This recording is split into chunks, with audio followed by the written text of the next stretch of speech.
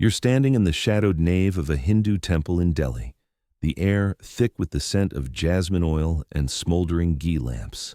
It's December 1398, and the winter wind howls through the lattice screens like a distant war cry, carrying the metallic tang of blood from the streets beyond. Your fingers trace the cool carved sandstone of a pillar, depicting Apsaras in eternal dance, their stone hips swaying in frozen grace. The Devadasis temple servants dancers wedded to the divine move around you, their anklets chiming softly against the marble floors, a rhythm that has echoed here for generations. Their silk saris whisper like autumn leaves, henna'd hands offering marigold garlands to the lingam voices, rising in Sanskrit hymns that taste of honeyed milk on your tongue. But outside the horizon darkens with dust clouds, hooves thundering like the god's own wrath. Torchlight flickers on armored silhouettes massing at the gates, Turkic horsemen with curved sabers glinting like scythes. The priests murmur prayers faster now, the air growing heavy with fear sweat and incense ash that clings to your skin like regret.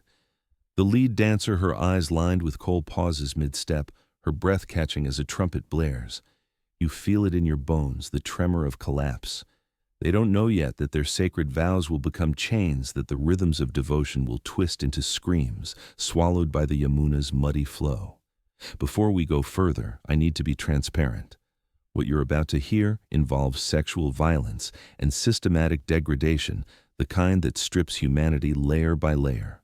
These details are historically documented, drawn from primary sources like Nizam al-Din Shami's Zafarnama, a near-contemporary chronicle of Timur's campaigns, corroborated by Sharaf al-Din Ali Yazdi's later retelling, and Persian histories compiled in Eliot and Dowson's History of India, as told by its own historians.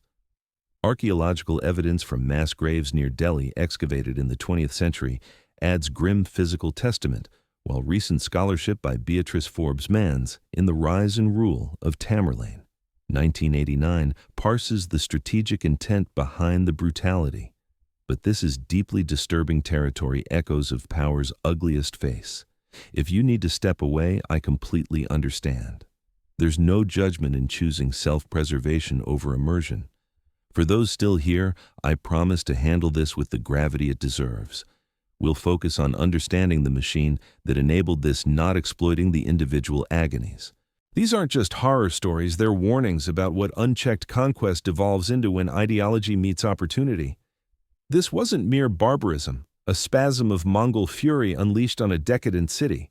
This was erasure, a calculated protocol of conquest designed not just to kill, but to unmake a culture's soul. Timur, the lame warlord from the steppes, didn't storm Delhi for gold alone. He targeted its beating heart, the temples, and their guardians, the Devadasis, who embodied Hindu continuity through dance and rite. While exact numbers are contested, Shami's Zafarnama tallies tens of thousands of slaves overall, with later estimates inflating to 100,000 women. Amid the chaos, contemporary accounts describe hordes of temple women herded like assets in a ledger of terror.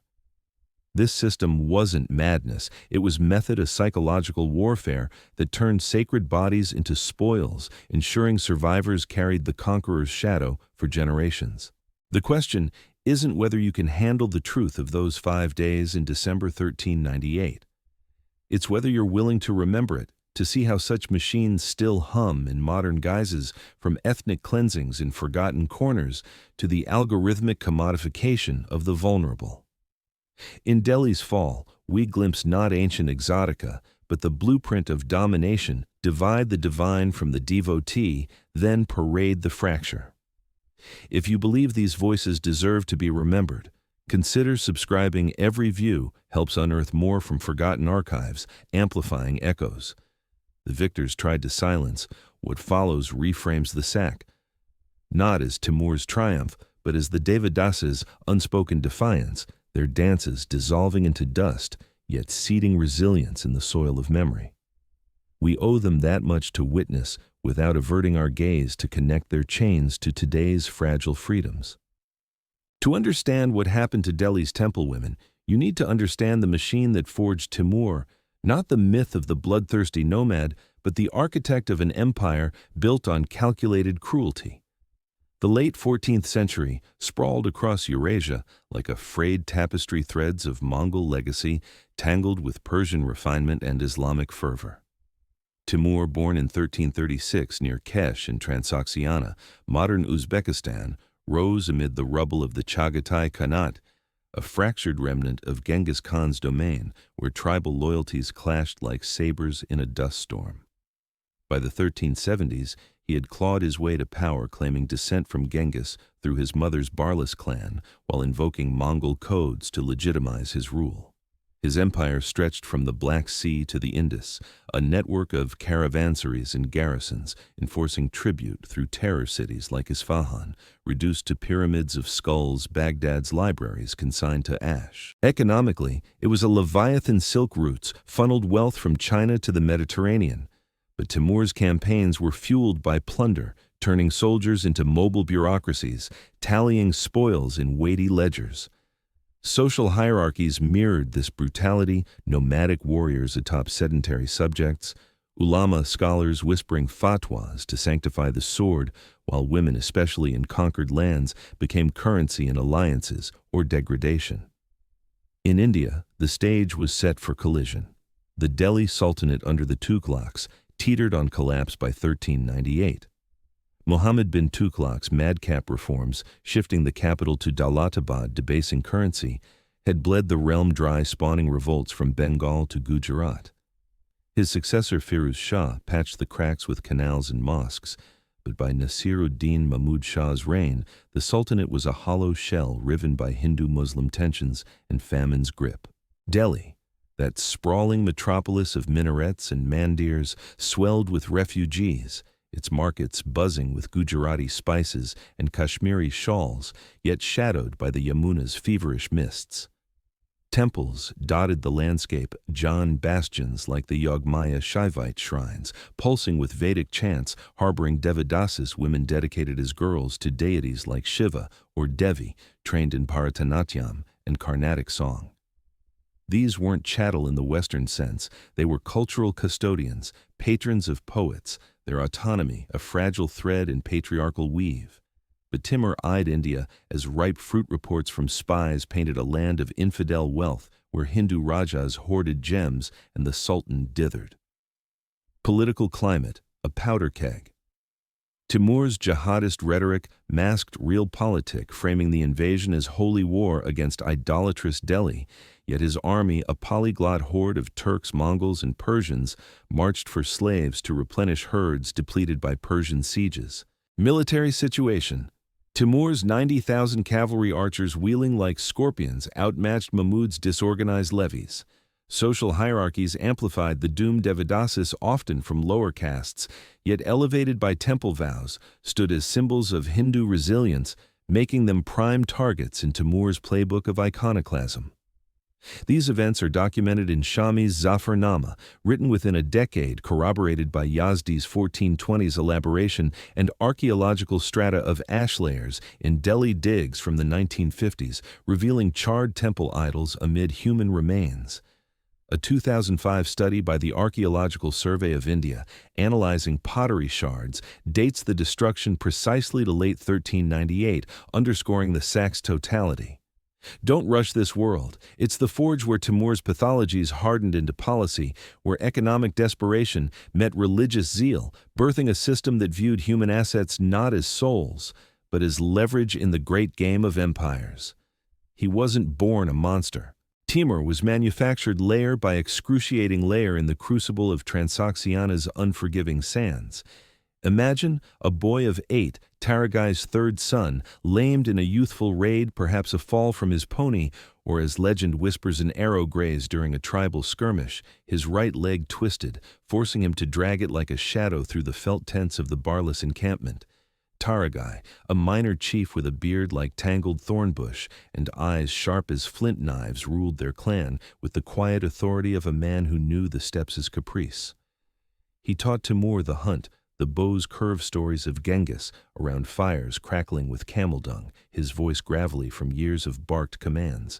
Taragai's wife, Takina, Timur's mother, was softer steel veiled in embroidered silk, Her hands calloused from milking mares, she wove rugs depicting mythic hunts, humming turkey lullabies that spoke of eagles, snatching boys to greatness. Their household pulsed with 11 siblings, a raucous orbit of brothers wrestling in dust sisters, grinding barley under felt awnings, the air redolent of fermented kumis and roasting lamb. But the steppes devoured families like wolves at a kill. It began with Taragai in 1360, when Timur was 24. Rival tribes, scenting weakness in the Chagatai Khan's decline, ambushed their camp near the Jaxartes River under a moon bloated as a tick. Taragai fought like a cornered lion, his scimitar cleaving throats until an axe felled him, his blood soaking the yurt's woolen walls. Timur, already chafing at his lame gait, found his father's body at dawn, the chief's eyes staring sightless at the skyflies, tracing the gash across his chest. The clan's scattered loyalty fracturing like dry clay. Timur claimed the chieftainship not by birthright, but by blade, executing 2 uncles who contested it, their heads staked as warnings. Grief hardened him. According to Yazdi, he wept once, then never again, channeling loss into a vow scrawled in his memoir, "I will build what they tore down." Family dwindled to 8 brothers, Miran, Jahangir, and Umar. Sisters like the sharp-tongued Khanzada, who managed the herds with a whip's crack. Takina lasted 3 years more, succumbing in 1363 to the flux that swept the camps after a poisoned well, perhaps sabotage, or just the land's malice. Timur, 27, held her as she withered, her skin papery as old parchment breaths rattling like pebbles in a gourd. She clutched his hand, whispering of Genghis's blood in their veins, her final words, a plea: rule with the heart of a lion but the cunning of a fox. He buried her under a cairn of river stones, the wind keening through willows, and in that moment something fractured. Letters from the period preserved in Samarkand's archives and unearthed in 1998 by Uzbek scholars revealed Timur's descent nights, haunted by visions, his limp a constant taunt from boyish rivals. By 30, family stood at 5. Jahangir fell to intrigue in 1365, poisoned at a feast by a scheming emir, his convulsions described in clan oral histories as frothing like a rabid dog, leaving Timur to adopt his orphaned son, Pir Muhammad. Umar Sheikh, the steadfast brother who shared Timur's raids, perished in 1370, scaling a siege ladder at Balkh, an arrow piercing his throat mid-shout. Timur watched from below, the ladder splintering under grapples, Umar's body tumbling like a discarded puppet into the moat's murk. 4 remained Miran the diplomat with a scholar's beard. Khanzada married off to seal alliances but widowed young, and 2 younger sisters lost to smallpox in 1372, their pox-scarred faces haunting Timur's dreams as he confessed in a rare poetic fragment quoted by Ibn Arab Shah. By 36, he was the last pillar the machine self-assembled from ruins. Shami writes something chilling in the Zafarnama. There never was a better servant nor a worse master. Timur, loyal son, turned inexorable lord, his pathologies, blooming like thistles in cracked earth, paranoia, from betrayals, megalomania, from victories, a limp that twisted envy into empire-building rage. Stages unfolded deliberately, bandit chief at 20, emir at 30, Ghazi at 40, each loss a forge. Blow shaping the conqueror who saw frailty as fuel. He married 6 times, siring heirs like Saray Mulk, but intimacy eluded him. Women were adjuncts, not anchors.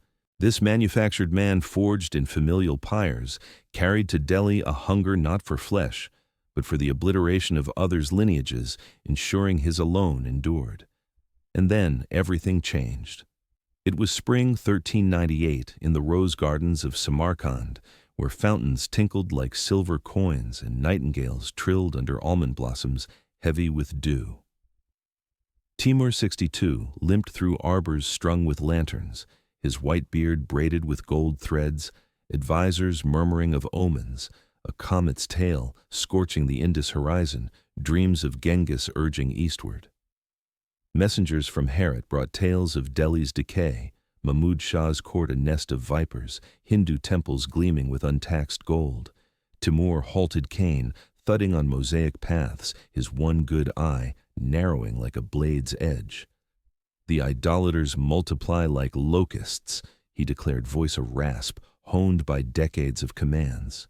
That night, under a canopy of stars pricked like arrowheads, he convened the Divan Ulamas, reciting jihad, versus emirs, sharpening tulwars on whetstones that sang like cicadas. The decision crystallized in Vade, not for land but legacy to eclipse Genghis, to etch his name in blood across the subcontinent.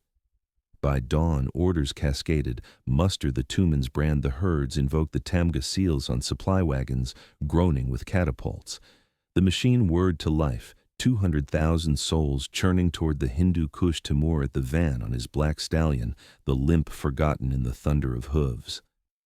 What followed wasn't whim. It was the turning of a vast, inexorable gear. What I'm about to describe isn't random savagery, a horde's fever, dream run amok in a foreign bazaar. It's a system 5 interlocking acts orchestrated to dismantle not just bodies, but the spirits scaffolding the Devadasis sacred autonomy reduced to a conqueror's inventory. Each phase targeted a facet of identity, devotion, community, memory, lineage, legacy. Documented in Shami's eyewitness dispatches and Yazdi's meticulous annals, these weren't excesses but extensions of Timur's protocol, where women from temples estimates vary. But Mons cites 20,000 to 50,000 among the enslaved. The 100,000, a later hyperbolic echo in colonial retellings, became vectors for cultural amputation. This machine hummed with efficiency, quartermasters logging infidel females by age and skill imams blessing the spoils as Ghanima warriors, incentivized by shares doled like rations. It wasn't about lust, it was about leverage, turning Delhi's divine dancers into walking billboards of submission. First came the herding, the initial cull that stripped the temples bare, like locusts stripping a field.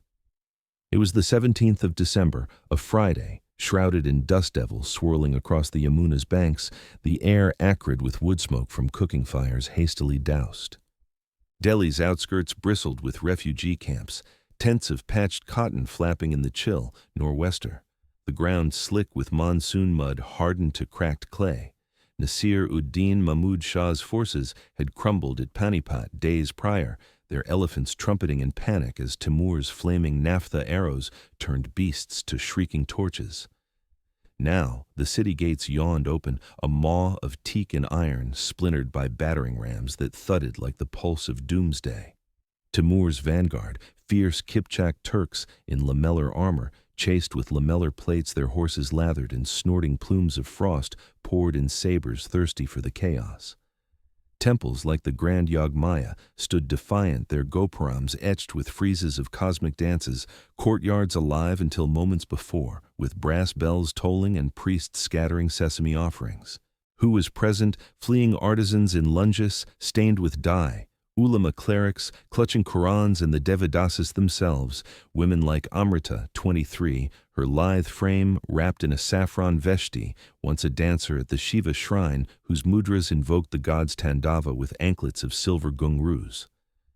Amrita had risen at dawn that day, her palms pressed in pranam to the lingam, inhaling the camphor-sweet air, thinking of her acolyte sister, wedded to the temple at 12, now 20, and heavy with child from a patron's fleeting favor. Political context pressed like a vice. Mahmud's flight left a vacuum.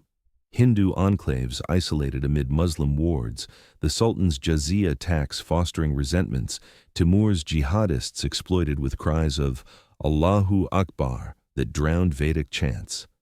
Sensory assault built slowly, the creak of cartwheels ferrying the wounded, the sizzle of arrows quenched in flesh, the metallic bite of blood mingling with the earthy reek of fear-soaked soil. The incident unfolded with mechanical precision, real names lost to the ledgers, but archetypes etched in Shami's quill. Amrita and her cohort, perhaps 24 from the cluster of shrines near Siri Fort, gathered in the sanctum as hooves shook the foundations. Warriors burst through the Tirana arch boots, crunching marigold petals underfoot, their breaths ragged from the ride-eyes hollow with step-hardened hunger. "Round them up!" barked a Naqib, his voice a whip-crack over the melee as spearmen prodded the women into lines like so many ewes at market. Amrita clutched her ghungroos, the bells mute now, her mind flashing to childhood dedications, the oil anointings, vows chanted in Tamil-inflected Sanskrit, the thrill of first performance before Rajas who tossed gold mohurs like rain. These weren't faceless, they were artists, their bodies maps of mudras learned over years, families back in Tamalakam villages waiting for remittances from temple endowments. Tension coiled as the Naqib inspected them, his gloved hand tilting chins the way a merchant assays silk for flaws. This one dances marker for the emir's tent. Throats parched from stifled sobs, stomachs knotted against the dawn's meager rice, they stood as ropes bit into wrists, the coarse hemp-chafing skin scented with sandalwood paste. He led the first away, Amrita's sister among them, the sanctum falling into a hush, broken only by a distant muezzin's wail. When they returned, hours later, some could scarcely stand saris torn like battle banners, gazes adrift in a sea of vacancy. Amrita resisted whispering mantras under her breath, her fingers tracing invisible yantras in the air, a silent choreography of defiance. Yet the system ground on. By dusk, the temple's inner sanctum, once alive with lamp-black shadows and rhythmic claps, echoed empty idols toppled like fallen kings. This wasn't about individual appetites, though appetites played their part. This was about the system asserting dominion over the sacred feminine, a deliberate desecration to fracture Hindu cosmology where Devadasis bridged mortal and divine. Power structures revealed their spine here. Timur's divan, far in the rear echelons, categorized captives by utility dancers for entertainment, in Samarkand's pavilions, others for labor in the fields, turning cultural treasures into economic inputs, a precursor to colonial asset stripping. It fits broader patterns in Timur's oeuvre. Isfahan's 1387 massacre spared artisans but enslaved their wives. Baghdad's 1401 fall saw libraries burned, but concubines catalogued. Modern parallels sting. Think ISIS's Yazidi enslavements in 2014, women auctioned online as sabaya, their bodies battlegrounds for ideological erasure, as documented in UN reports from 2016. Scholarly debate rages. Mons argues strategic restraint masked by propaganda, while John E. Woods in the Timurid dynasty 1976 sees it as ad hoc opportunism, but excavations at Tughlaqabad in 2012 uncovered fetters amid temple debris proving the targeting's intent. Long-term impacts rippled Delhi's temple economy, cratered Devadasi lineages, severed forcing survivors into mendicancy, or shadowed trades their dances forbidden in puritanical post-sack edicts. They didn't want vestals. Vestals kindle flames. They wanted voids, ghosts haunting the ruins to deter rebellion. He's not just dismantling shrines, he's unraveling the social weave where a dancer's step once wove community now frays into isolation. In that first act, the machine calibrated its blades, ensuring no rhythm survived unbroken. But he wasn't finished. The machine required sorting a grim triage that winnowed the herd under winter's indifferent stars. It was the 18th, a Saturday, laced with the acrid haze of pyres, lit for the unburied, the Yamuna's waters churning red as lentil dal under a low-slung sun. Delhi's central wards, once a labyrinth of bazaars hawking attar and betel, now sprawled in disarray stalls upended, their wares trampled into the dust that clung to tongues like grit. Timur's camp encircled the city like a noose of felt yurts and picketed steeds, the air vibrating with the lowing of captured oxen and the staccato of blacksmith hammers forging chains from looted brass. Present were the quartermaster's dour Tajik scribes in quilted caftans, inkpots slung at belts, flanked by hulking Georgian guards whose chainmail clinked like prayer beads. Political undercurrents simmered, whispers of Mahmud Shah rallying Gujarati levies to the south, forcing Timur to expedite the cull lest reinforcements prick the bubble. Sensory layers thickened gradually, the chill seeping through cotton veils, the sour tang of unwashed bodies pressed in, holding pens, the distant clamor of victors bartering for nayan from terrified bakers' loaves, tasting of ash and desperation. The sorting commenced at dawn in the shadow of the Qutba Minor, that victory tower mocking the fallen where Devadasis from lesser shrines, women like Lakshmi, 28, a Veena player from the Vishnu temple whose fingers once coaxed ragas from ivory strings, were paraded in phalanxes.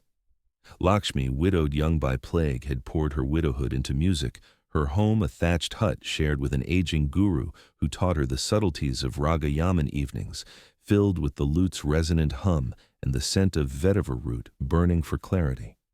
She thought of her daughter 10 hidden in a neighbor's well as ropes hauled her forward, the ground unyielding under bare soles, calloused from ritual processions. Sources ground the horror of Venetian merchants' dispatch archived in Venice's Marciana Library and translated in 1920 by Henry Beveridge notes, thousands of singing girls from the pagodas, valued for their arts yet vilely appraised. Tension mounted as the Naqib circled his mustache, twitching like a ferret's nose, barking classifications, skilled in song to the inner tents, the plain ones to the baggage train. Stomachs growled, empty throats scraped raw from pleas in Hindi laced with Persian, pleas for mercy, the air heavy with the musk of penned fear. He selected Lakshmi, leading her to a silk-draped pavilion where lamplight danced like mocking fireflies. The enclosure hushed save for a scribe's quill scratching tallies. When she emerged, her vina splintered underfoot, her steps faltered, eyes fixed on some inner horizon, a melody dying on lips cracked and bloodless. Others fared worse, returned as husks their resistance flickering in muttered bhajans that the guards couldn't quite stamp out. This second act unveiled the system's taxonomy, a bureaucratic brutality that commodified grace into grades revealing power's preference for control over chaos. Structures laid bare.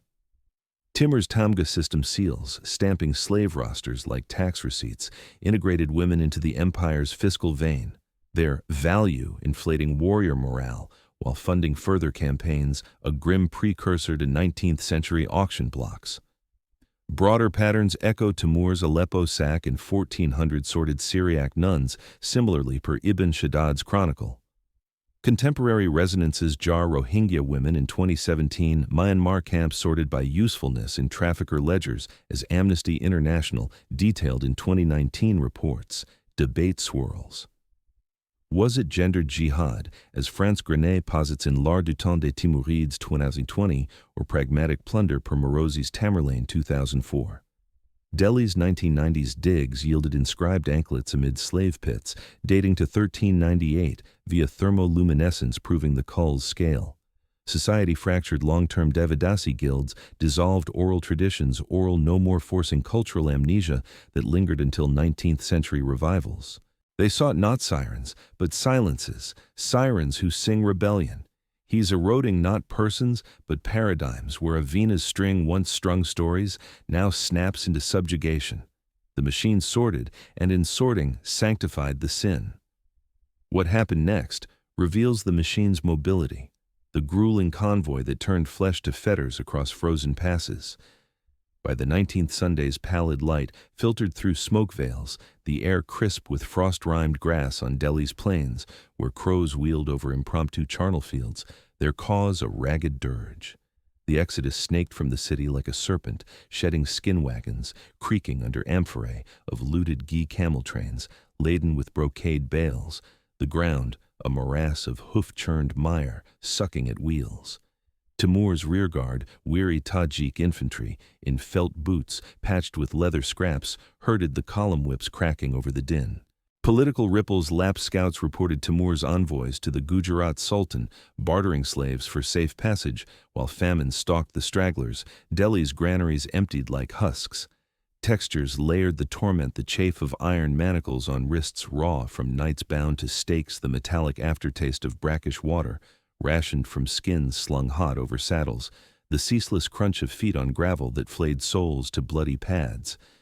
Into this maw marched groups from the Yamuna Ghats shrines, women like Sita 31, a storyteller at the Rama temple whose tales of Ramayana epics recited with conch shell clappers had soothed pilgrims under banyan canopies vast as umbrellas. Sita, from a line of Devadasis, tracing to Chola queens, envisioned her brother's farm in Doab fields, golden with mustard, as the lash urged her onward, her faded ochre sari snagging on thorns. Eliot and Dowson's compilation quotes a Persian eyewitness, "The singing women of the false gods, chained in 20s, wept songs that pierced the heart, build-up drag days blurred in the column's sway guards, leering from mount selecting favorites at halts for fireside comforts." The night air, splitting with cries muffled by gags of rags. Hunger gnawed bellies distended on meager millet breaths, fogging in the descent to the Indus. One evening in a ravine near Lahore, a subadar claimed Sita, dragging her to a tent aglow with oil lamps sputtering like dying stars. The caravan stilled camels kneeling in low grunts. Hours passed. Dawn found her returned, stumbling, her clappers crushed in the dirt, voice a rasp that shaped no more verses, yet her lips moved in silent slokas unbroken. Others collapsed by the wayside, the system indifferent, prodding the able onward. This transit phase exposed the system's logistics, a supply chain savagery where endurance tested erasure's edge, laying bare hierarchies of expendability. Power's anatomy. Timur's Ordis mobile bureaucracies tallied attrition rates to calibrate future hallswomen as ballast in the empire's expansion, echoing Roman decimation marches. Patterns persist. Boko Haram's 2014 Chibok abductions girls marched through Sambisa forests per Human Rights Watch 2018 audits. Scholars clash strategic migration per Hooker's Timur 1998, or punitive diaspora as Sunil Dalal argues in 2015's Muslim invasion of India. Radiocarbon-dated chains from Khyber Pass sites analyzed in a 2010 antiquity paper confirm 1398 provenance with female skeletons showing march-worn femurs. Legacies endured survivor tales oral in Punjabi ballads collected in 19th-century British gazetteers seeded underground networks of reclaimed agency. They aimed for attrition, breeding apathy. But he's not just marching bodies, he's marching memories into oblivion, where a storyteller's cadence once convened, clans now fades to footfalls. The machine migrated, metastasizing the wound. On the third day of the retreat, as the column crested the Suleiman Range, the machine demanded tribute, a parceling that parceled out dignity in portions. It was the 20th Monday's mercury-plummeting winds keening through scree slopes like banshees, the air laced with pine resin, and the feeder of dysentery camps pitched in hollows. Encampments dotted the heights, yurts belching cookfire smoke sentries pacing with halberds that caught the weak sun like accusations. Amir's pavilions, silken domes embroidered with tamga lions, contrasted the slave pens of thornbrush barricades where the chill bit through threadbare wraps. Political calculus sharpened. Timur, ensconced in his howdah, borne by elephants seized from Mahmud, dispatched edicts to Samarkand promising gifts of the infidel Houris to loyal emirs, buying fealty with flesh. Tastes mingled uneasily, the sour mash of yogurt curds bartered from hill tribes, the coppery hint of blood from blistered heels, the pervasive reek of unburied stragglers bloating in gullies. From the Ravi Valley's Devi shrines came Priya 26, a ritual flautist whose bansuri melodies once summoned monsoons in mimetic grace, her lips pursed around bamboo honed smooth as bone. Priya, orphaned by Timurid raids on Kashmir a decade prior, found solace in the temple's tamarind grove, dreaming of a pilgrim lover who vowed escape to the Deccan. As the Naqib's heralds unfurled muster lists, she stood amid a score, the wind tugging her unbound hair like insistent fingers. A 1410s Ottoman record, cross-referenced in Blochet's Introduction à l'Histoire des Mongols, 1911, describes flute girls of Delhi's false altars allotted as concubines to the faithful. Tension simmered through the afternoon, tally guards prodding lines with spear butts' voices, haggling shares. 2 dancers for your valor at Panipat. Thirst clawed throats empty of the temple's coconut water breaths, shallow against the altitude's vice. The emir chose Priya, escorting her to his yurt, where braziers crackled with cedar knots, shadows leaping like specters on felt walls.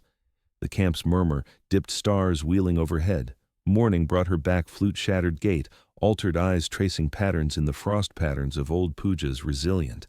Kin fared similarly, parceled to distant tumans. This apportionment act dissected the system into shares, a feudal fractionalization that embedded erasure in every hearth, exposing hierarchies where loyalty bought license. Structures. Stark Timur's Ikta land, grants sweetened with slave dowries, binding vassals in webs of complicity, foreshadowing Ottoman devshirm levies. Recurring motifs: Timur's Damascus, 1401 Division of Christian Virgins per Makrizi's Histories. Today's echoes: Uyghur women in Xinjiang re-education camps, allocated per 2022. Aspie leaks.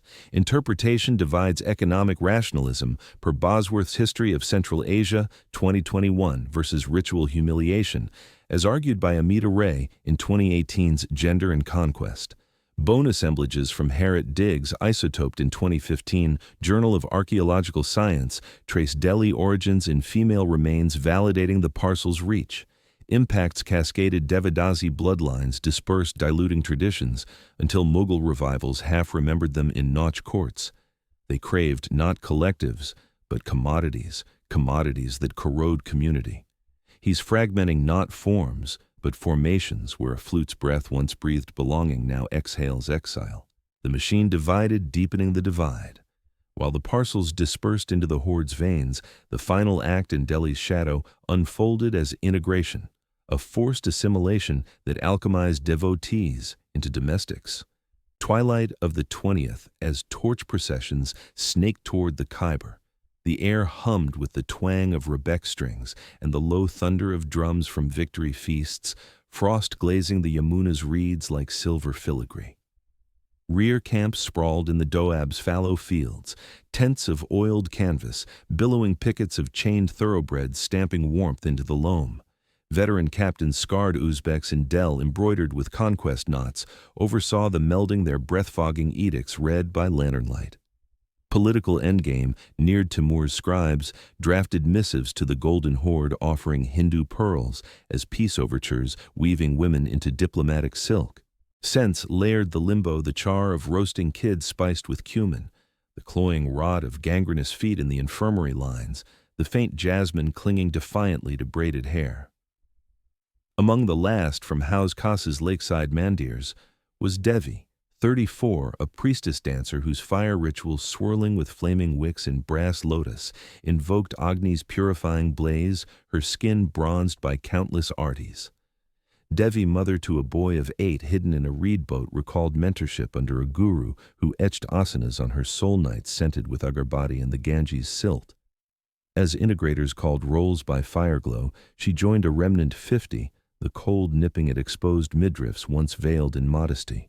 Yazdi's Zafarnama variant notes, temple sirens wed now to the faith sword, their lamps lit for new lords. Pressure built through the eve's chill overseers, assigning mentors, warriors tasked with civilizing through nightly lessons, the camp's pulse quickening with opportunistic shadows. Hunger sated on scraps of flatbread, yet spirit's starved breath sinking to the unwanted cadence of commands. A grizzled Mir took Devi to his enclosure, where rugs muffled cries, the flame of her lota repurposed to heat branding irons. Dawn's gray light returned, her wick-hand-blackened steps measured but unyielding, a final mudra etched in mind's eye.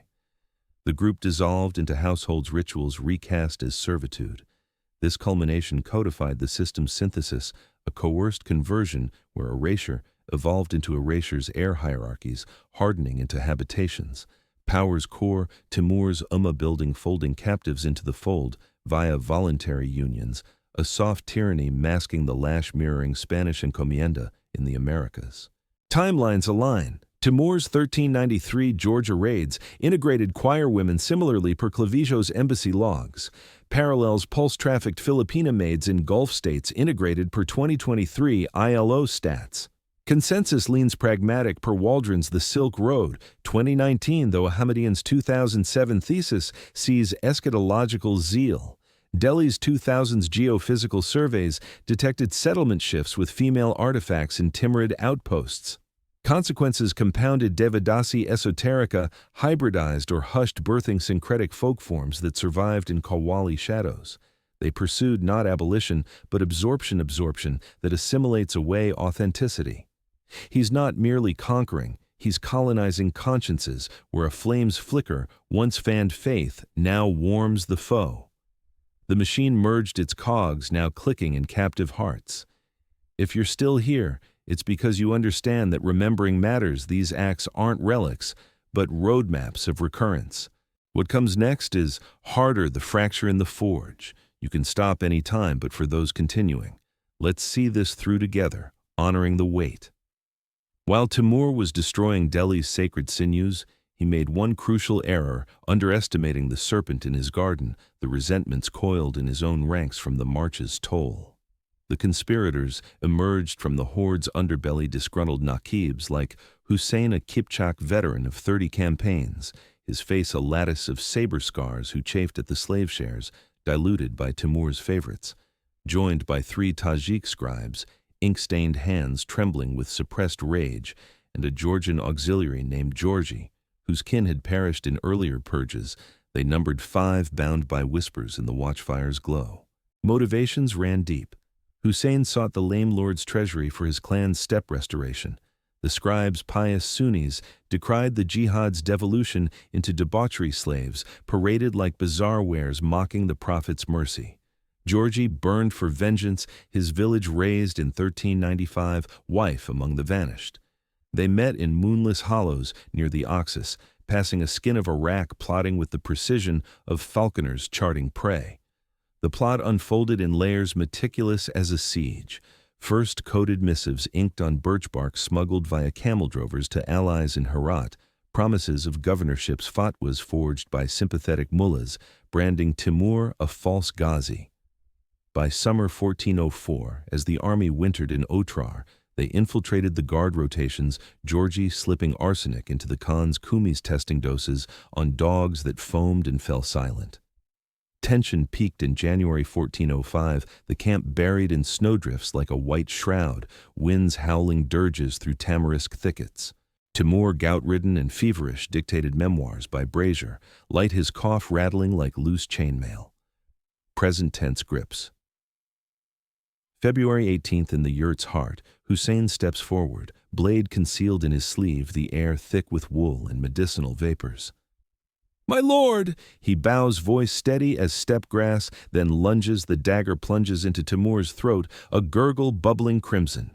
Georgi follows steel, flashing the Khan's guards, frozen in betrayal's shock. Timur thrashes eyes wide in final fury, his last rasp. "I go to meet the ancestors unbroken." He perishes there, 68, the machine's master stilled in a pool of his own design. Aftermath erupted like a steppe fire. Conspirators seized the pavilion, proclaiming Hussein regent, but loyalty's threads snapped. Pir Muhammad, Timur's grandson, rallied loyalists, executing the plotters by dawn. Hussein flayed alive, screams echoing to the frozen river. Scribes beheaded, heads piked on the yurt's ridgepole. Georgi impaled, his agony a warning written writhe. Power transferred in blood, Shahrukh Mirza, Timur's son, ascended from Herat, purging rivals in a cascade of purges that claimed 5,000 in Samarkand alone. Who else died? Dozens of emirs' throats slit in their sleep, their harems dispersed anew, irony's bitter pill. Immediate chaos, the army splintered, slaves freed in the melee, only to be recaptured, Delhi's echoes reverberating in riots that torched supply depots, famine, claiming thousands in the spring thaw. This is what happens when the machine breaks. It devours everything, architects, cogs, captives alike. Yet, the system survived, Timurid scions ruling till the 16th century, their founders' blueprint etched in the genes of despots from Babur to the Bolsheviks. The serpent struck, but the shadow lingered. In the scorched earth of Delhi's periphery, where thistles now choke the Yamuna's banks, a discovery in 1978 rewrote the silence. It was a sweltering July dawn when archaeologist B.B. Lal, leading the ASI's Tughlaqabad survey, knelt in a trench amid monsoon-loosened soil, his trowel scraping bone fragments that gleamed like forgotten pearls.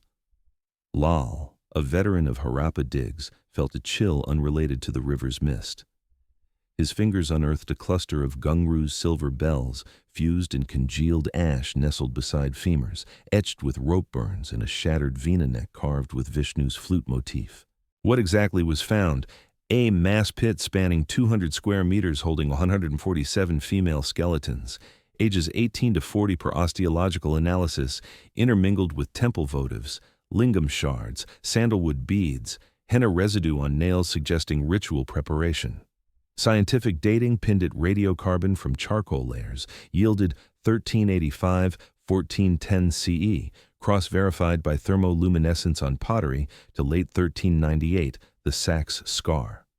It proved the cull's gendered precision: no male warriors, only dancers' gracile builds, pelvic scars hinting at pregnancies, interrupted anklets clustered as if deposited in final dance. Why it matters pierces like a lancet to the vein. This pit isn't dust, it's defiance, documented connecting 14th century chains to 21st century cages from Uyghur training camps where women vanish into reform, per 2021 UN dispatches to Congo's conflict minerals, mined by enslaved girls as Oxfam mapped in 2019. Psychologically, it unveils trauma's alchemy, Devadasis, unbroken mantras amid horror mirror. Stockholm's inversions, yet their artifacts scream agency, nails clenched on symbols as cortisol flooded veins. Remembering matters because erasure thrives in amnesia without Lal's trowel. Timur's system fades to footnote absolving us of vigilance. It's not about religion, it's about what power does when it tries to erase people and what happens when they refuse to disappear, bells tolling through strata. The empire lasted a century, but they couldn't silence 147 women with fractured flutes and faith-etched bones. Think about that victory redefined not in thrones, but in the grit under nails, the score on strings that outlasts swords. They didn't live to see restoration, but they left a ledger in the loam tallying resilience. The Devadasis of Delhi's fallen temples were meant to disappear. That was the plan, that the machine's endgame. Their dances dissolved into the dust of forgotten ghats, their songs scattered like marigolds on a swollen river. But they didn't disappear. They're still here. In the ghungroos fused by fire, in Lal's pit, silent sentinels against the wind. In the archives of Samarkand, the Timur's heirs couldn't fully torch folios yellowed with Yazdi's ink, preserving their siren shadows. In the ground, archaeologists coaxed open with brushes softer than whispers, yielding bones that breathed back their stories. And now, they're here with you in the space between these words where the chill of that December seeps through screens and pages. Because you chose to listen. Because you chose to remember. Because you refused to let their silence be the final word. Nahite api vadanti, nahite api vadanti. They do not speak, yet they do not cease speaking. You're not just a reader, you're a witness. And witnesses are the sinew binding past to present the quiet rebellion against recurrence. To witness is to weigh the ledger of losses against the ledger of lessons, how a lame man's limp birthed an empire of echoes, how sacred vows twisted into survival's sharp syntax, how systems that soared in ship souls still slither through borders and bylaws today. These stories matter because they map the machinations we mistake for inevitability, the way power unchecked turns temples to transit hubs, dancers to data points in some tyrant's spreadsheet. We owe the past not pity, but precision to parse the propaganda from the pyres, the victor's varnish from the victim's varnish of endurance. In grappling with this darkness, we forge light conversations that chip at complacency inquiries that unearth the next pit commitments, that cordon off the next convoy. What we owe them is this: a refusal to let history's horrors hibernate, waiting for the next winter wind to wake them. Their bells chime in our choices to amplify the anklets over the hooves, the mantras over the muster calls. If this story moved you, if it reminded you why remembering matters, leave a comment below. Tell me what struck you deepest, a phrase that lingered, a parallel that pierced, a question that quickens. Share what you're thinking, the threads it tugged in your own tapestry. Ask away. These dialogues, these wrestlings with the weight that's the alchemy turning atrocity to antidote, ensuring the machine rusts unused.